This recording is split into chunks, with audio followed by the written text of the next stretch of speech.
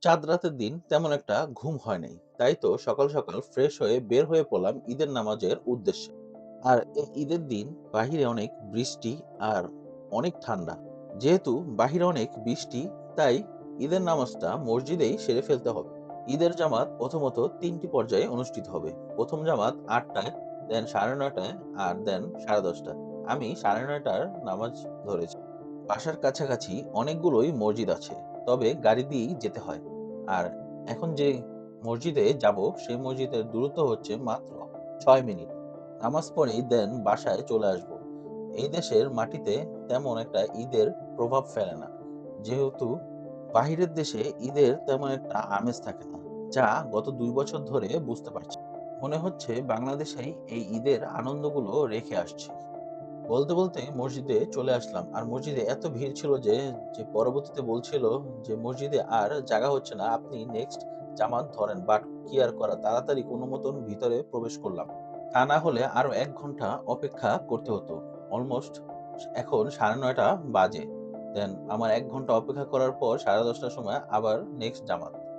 নামাজ শেষে খুতবা শুনছি। আর প্রায় অলমোস্ট খুতবা শেষে বেরিয়ে পড়লাম। বাহিরে অনেক মানুষ দাঁড়িয়ে আছে ১০:৩০ টার নামাজ ধরবে বলে। আর নামাজ শেষে মানুষ কোলাকুলি করে। বাংলাদেশে হয়তোবা এটা দেখা যায়। বাট এদেশে তেমন একটা কেউ নাই বলেই কোলাকুলি আর করা হয়নি। বাহিরে অনেক বৃষ্টি পড়ছে। আর ঈদের সারাদিনই বৃষ্টি ছিল। আর এই বৃষ্টির মধ্যেই হেঁটে যাচ্ছি বাহিরের থেকে। মসজিদটা ঈদের ব্যানার দিয়ে সাজিয়েছে। আর বাহিরে এখনো বৃষ্টি পড়ছে। আর নামাজ শেষে বের হয়ে পড়লাম।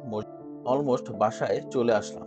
আর আরেকটা কথা বলি, পৃথিবীর যত খাবারই খান না, মায়ের হাতের রান্না একদম one of the best food for ever। পৃথিবীর সকল মায়েদের প্রতি রইল ভালোবাসা এবং শ্রদ্ধা। আর গতকাল রাতেই বা চাঁদ রাত থেকেই আমার মা অনেক ধরনের রান্না করেছে এই ঈদের জন্য।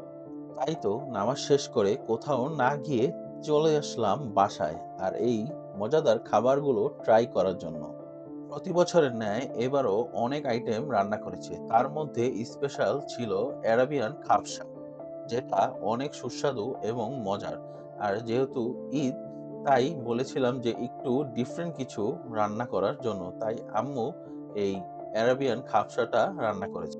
এছাড়াও ছিল চিকেন সাসলিক, ভুনা সেমাই, লাচ্ছা সেমাই, নুটুস সরি নুডলস। আর একেকটা আইটেমের থেকেও অনেক মজার ছিল। খুবই সুস্বাদু আর পাশাপাশি সালাদ। চিকেন সাসলিকটা এতটা স্মোকি লাগছিল যে মনে হচ্ছিল কয়লা দিয়ে রান্না করা হয়েছে। বাট অনেক মজার ছিল। বলতে গেলে একদম পারফেক্ট। এত কিছু খেতে এত ভালো লাগছিল, বলতে গেলে অনেক মজার। আর মিষ্টির মধ্যে ছিল একটা ইউনিক আইটেম পিঠা। আর পিঠাটা অনেক মজার ছিল, ফুল পিঠা। যেটা নকশি করা পিঠাও বলে থাকে।